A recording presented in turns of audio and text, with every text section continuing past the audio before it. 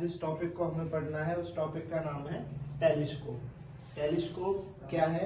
एक optical instrument है।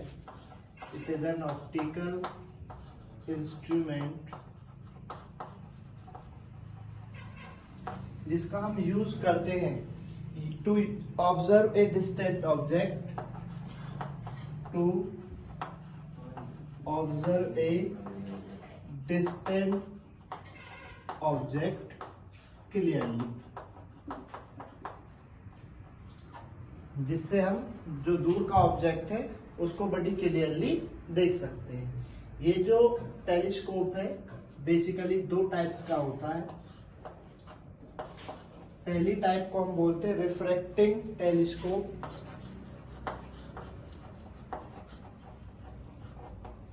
Refracting telescope, और जो उसका दूसरा पार्ट है वो है रिफ्लेक्टिंग टेलीस्कोप।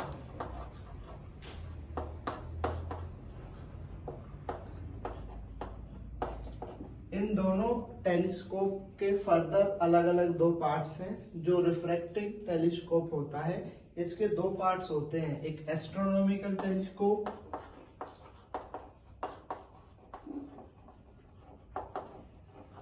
और दूसरा जो होता है उसको बोलते हैं हम टेरेस्ट्रियल टेलीस्कोप। उसका नाम है टेरेस्ट्रियल टेलीस्कोप।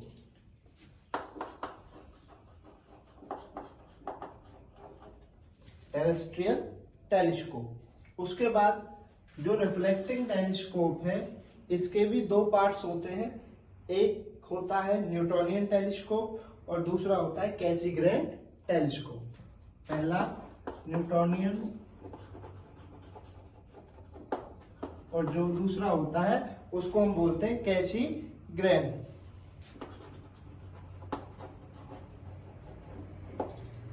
ठीक है। टेलीस्कोप एक ऑप्टिकल इंस्ट्रूमेंट है to observe a distant object clearly. जो दूर का ऑब्जेक्ट होता है उसे क्लियरली देखने के लिए, ऑब्जर्व करने के लिए यूज किया जाता है। टेलीस्कोप दो टाइप का होता है, रिफ्रैक्टिंग टेलीस्कोप, रिफ्लेक्टिंग टेलीस्कोप। जो रिफ्रैक्टिंग टेलीस्कोप है वो फर्दर दो पार्ट्स का होता है, एक एस्ट्रोनॉमिकल टेलीस्कोप और दूसरा टेरेस्ट्रियल टेलीस्कोप। जो रिफ्लेक्टिंग टेलीस्कोप है उसके अंदर भी दो पार्ट्स हैं, न्यूटोनियन टेलीस्कोप और कैसीग्रेन टेलीस्कोप। अब हमें यहाँ पे पढ़ना है एस्ट्रोनॉमिकल टेलीस्कोप को। सबसे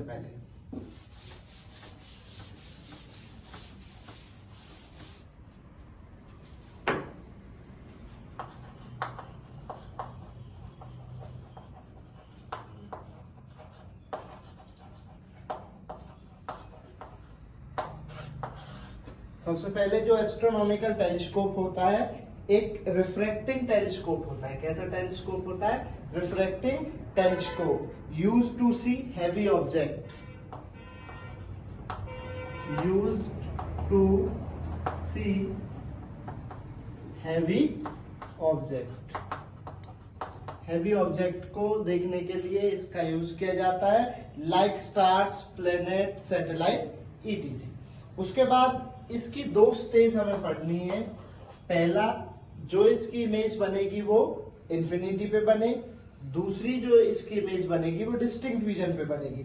सबसे पहले हम फर्स्ट केस लेते हैं, व्हेन फाइनल इमेज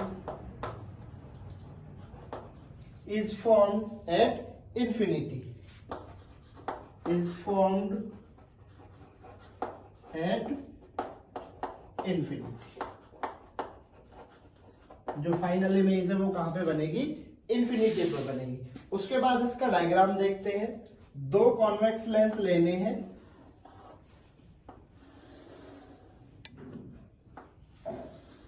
एक का नाम मान लिया L1, ठीक है। ये इसकी प्रिंसिपल एक्सिस, इसको सेंटर को मान लिया C1। अब हमें जो ऑब्जेक्ट है, heavily bodies like star, planet, satellite, वो बहुत दूर रखी हुई हैं, तो हम ये कंसीडर करते हैं जो लाइट वहां से आ रही है, जो रेज वहां से आएंगी, वो हम ये कंसीडर करेंगे कि रेज कहां से आ रही है? इंफिनिटी से आ रही है। ठीक है। तो सबसे पहले एक रैली इसके सेंटर से, ऑप्टिकल सेंटर से, वो बिना डेविएट हुए सीधे निकल जाती है। ठीक है। दूसरी रैली और तीसरी रैली।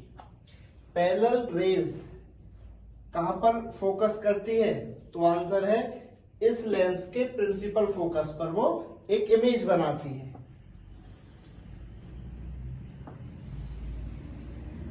इसकी इस पॉइंट पर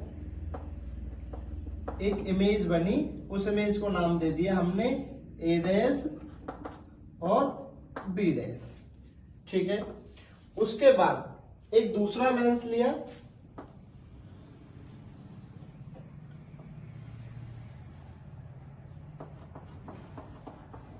इस लेंस को माना L2। ठीक है, अब जो हमें कंसीडर करना है वो ये करना है कि जो ये वाला लेंस है जिसे हम आई लेंस बोलेंगे, जो इसकी फोकस है, फोकल लेंथ है, वो कहाँ है? इसी पॉइंट पर है। आई लेंस की फोकस इसी पॉइंट पर, और ये कौन सा लेंस है? Objective lens. इसकी जो फोकस है वो भी यहीं पर है। ठीक है, अब यहां से एक रैली पैरेलल, जितना फोकस ये है उतना ही इधर नापना है, FE, उस रेस को भेज देना है इस FE से। ठीक है, एक कंसीडर करनी है यहां से,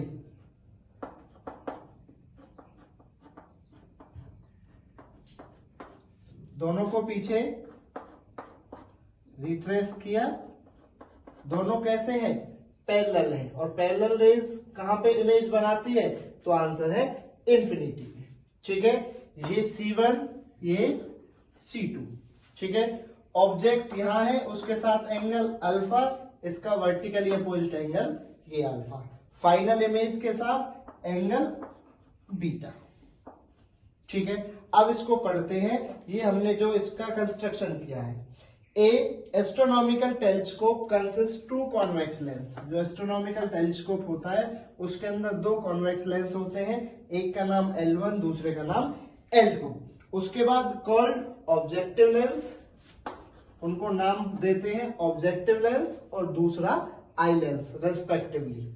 ठीक है, objective lens is large aperture. जो ऑब्जेक्टिव लेंस है उसका एपर्चर कैसा होना चाहिए? लार्ज होना चाहिए।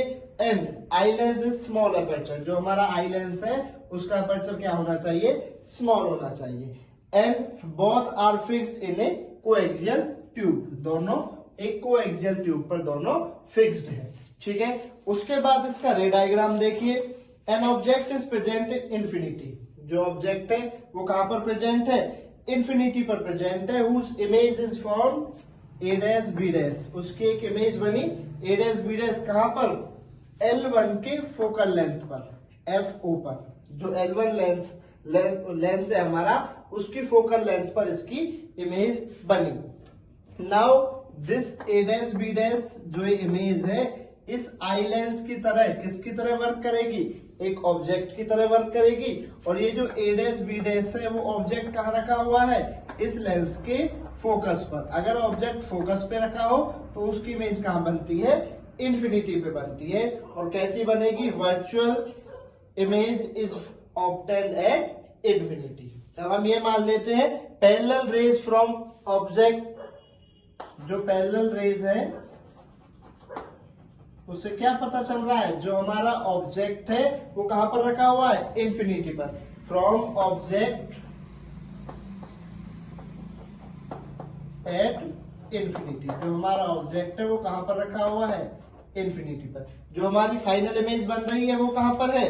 वो भी इन्फिनिटी पर है। Final image at infinity. जो हमारी फाइनल इमेज है वो भी कहां पर बन रही है? इन्फिनिटी पर बन रही है। ठीक है, अब चलते हैं इसकी मैग्नीफाइंग पावर पर। मैग्नीफाइंग पावर क्या होती है? पिछले दो माइक्रोस्कोप में आपने पढ़ा है, it is defined as the angle formed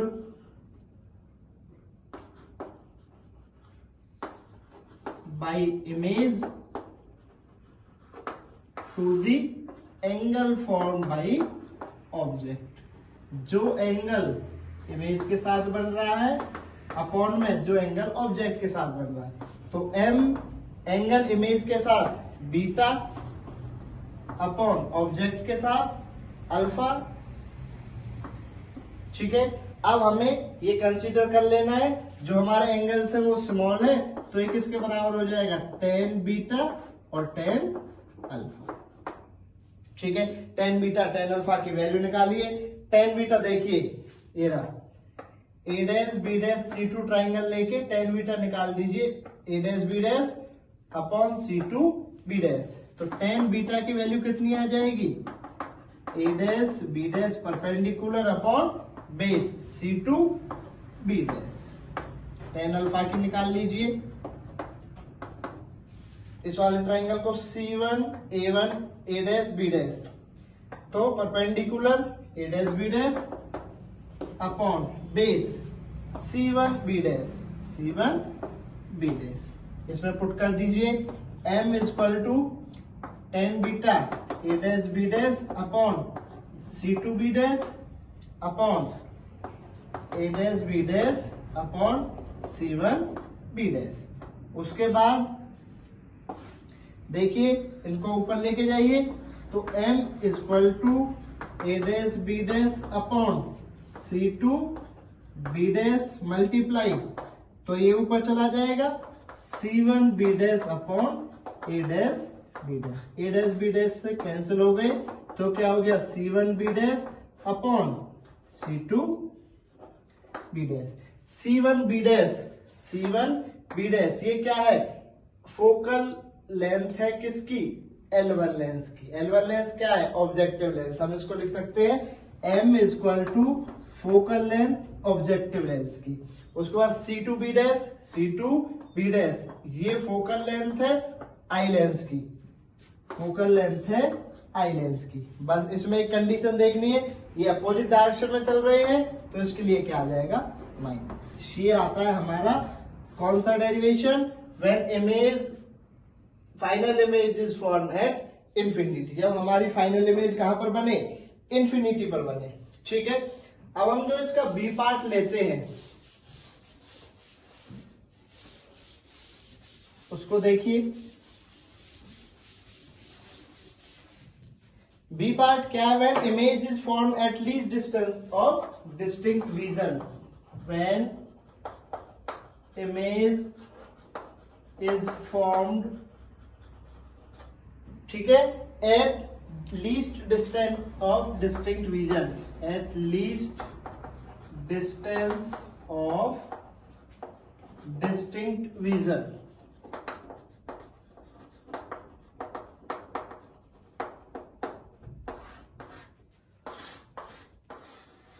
सबसे पहले डायग्राम देखिए, डायग्राम में क्या होगा, कुछ नहीं है, पैरेलल रेज यहां तक सेम आएंगी,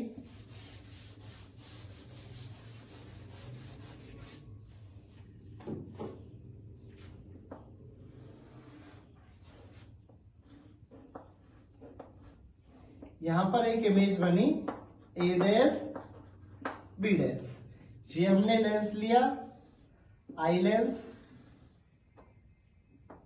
इसका अपर्चर स्मॉल लिया, ये C2। अब हमें जो देखना है, इस आई लेंस को इस तरीके से एडजस्ट करना है जो हमारी इमेज है ए डैश बी डैश वो कहां पे आ जाए, C2 और फोकल लेंथ के बीच में आ जाए। अब इसको हमने क्या मान लिया, फोकल लेंथ मान लिया, तो जितना डिस्टेंस ये है उतना ही डिस्टेंस इधर मान के ये क्या हो गई, FE। ठीक है, यहां से एक रे लीजिए, वो रे कहां से जाएगी, फोकस से चली जाएगी। ठीक है, ये इसके सेंटर से दोनों को पीछे तक,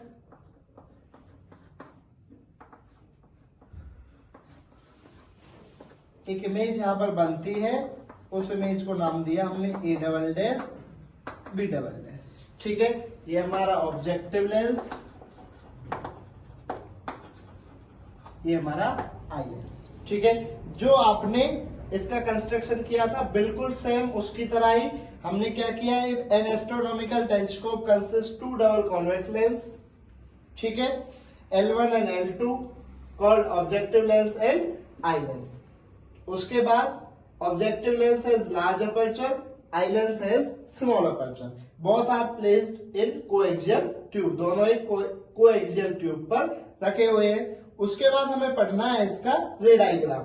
रे डायग्राम क्या है? सबसे पहले the object which is present at infinity, object कहां पर है? इंफिनिटी पर प्रेजेंट है। Image is formed at focal length, उसकी इमेज कहां पर बनेगी? इस L1 लेंस के फोकल लेंथ पर बनेगी। उसके बाद now this image A dash B dash, ये जो इमेज है A dash B dash act as an object for eye lenses, eye lens के लिए ऑब्जेक्ट की तरह वर्क करेगी। अगर ये ऑब्जेक्ट की तरह वर्क करेगी तो इसकी कोई ना कोई इमेज बनेगी। वो इमेज हमने मान लिया ये जो ऑब्जेक्ट है वो कहां पर है? इस आई लेंस को एडजस्ट किया। Now eye lens is adjusted so that A dash B dash lies between C2 and FE। इस आई लेंस को एडजस्ट किया, जो A dash B dash image है वो कहां पे लाई कर रही है? Between FE and C2। अगर ये FE और C2 के बीच में लाई कर रही है then finally image virtual erect and magnified, virtual erect और एक मैग्निफाइड इमेज हमें बनती दिखाई देती है। ठीक है, अब एंगल अल्फा इसके साथ, ठीक है, क्योंकि ये अल्फा है ऑब्जेक्ट के साथ, इसका वर्टिकल अपोजिट एंगल ले लिया। ये इमेज है, ये बीटा एंगल ले लिया। ठीक है, ये जो इमेज बनी है ये कहां पर बनी है? डिस्टिंक्ट रीजन, ठीक है, डी हमने उसको कंसीडर कर लिया। उसके बाद चलते हैं आगे इसकी मैग्नीफाइंग पावर पर। मैग्नीफाइंग पावर अभी आपने पढ़ी थी पिछले टॉपिक में, m is equal to beta upon alpha. m अगर एंगल स्मॉल है तो tan beta upon tan alpha. tan beta निकालिए, triangle A dash C2 B dash, triangle लिया A dash C2 B dash, tan beta की value perpendicular A dash B dash upon base C2 B dash. दूसरा triangle लिया A dash C1 B dash, A dash C1 B dash, tan alpha निकालिए perpendicular A dash B dash upon base, base यहां पर क्या है? C1 B dash, C1 B dash. इसको equation first मान लीजिए, इसको सेकंड मान लीजिए, दूसरी इक्वेशन में पुट कर दीजिए, पुट इन इक्वेशन सेकंड। दूसरी इक्वेशन में पुट किया, डायरेक्ट देखिए tan beta A dash B dash upon C2 B dash multiply, ये ऊपर चला जाएगा C1 B dash upon A dash B dash. A dash B dash से कैंसिल, m कितना आ गया? C1 B dash upon C2 B dash. अब देखिए C1 B dash क्या है? तो है C1 B डैश इस लेंस का फोकस, फोकल लेंथ। तो हमने इसको लिख दिया m is equal to focus, focal length of objective lens. उसके बाद C2 B डैश ये क्या है? इमेज है UE, कौन से लेंस की? आई लेंस की। इसको हमने लिख लिया UE और अपोजिट में है तो इसको माइनस का साइन दे दिया। ठीक है, मैग्निफिकेशन निकल के आ गई FO अपॉन माइनस UE। इस इक्वेशन को नाम दे दिया इक्वेशन नंबर 3। अब जो हमारा आई लेंस है, फॉर आई लेंस,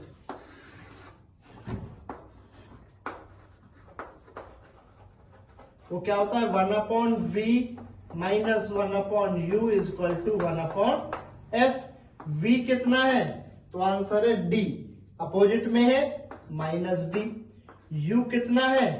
तो आंसर है UE, अपोजिट साइड में चल रहे हैं तो माइनस UE। और जो हमारा F है वो ये कितना है? FE, और राइट साइड में चल रहे हैं तो पॉजिटिव।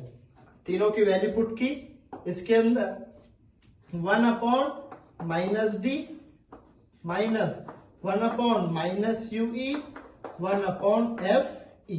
ठीक है, ये माइनस माइनस हो गया plus, 1 upon UE is equal to 1 upon FE। इस 1 अपॉन माइनस D माइनस को इधर लेके गए तो हो गया plus 1/d, 1/u is equal to 1/fe plus 1/d। यहां से हमने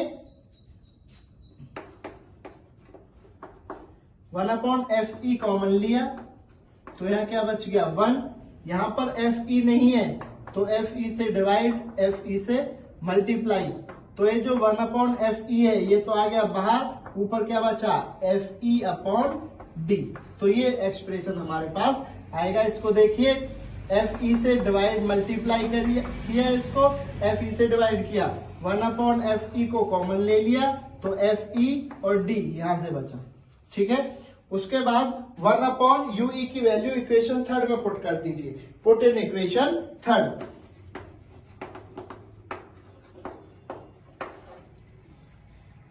m is equal to fo upon fe 1 plus fe/d। ये हमारा एक्सप्रेशन निकल के आता है किसके लिए, फॉर जब हमारी इमेज कहां पर है, एट इंफिनिटी पर है, sorry least distant of distinct region पर है। इस टॉपिक में आपको कहीं प्रॉब्लम हो तो आप उसको कमेंट करके बता सकते हो। यहाँ पर ये जो रे ऑप्टिक्स है इसको यहाँ पे खत्म होती है। अब नेक्स्ट इसके न्यूमेरिकल्स हम आपको लेके आएंगे। धन्यवाद।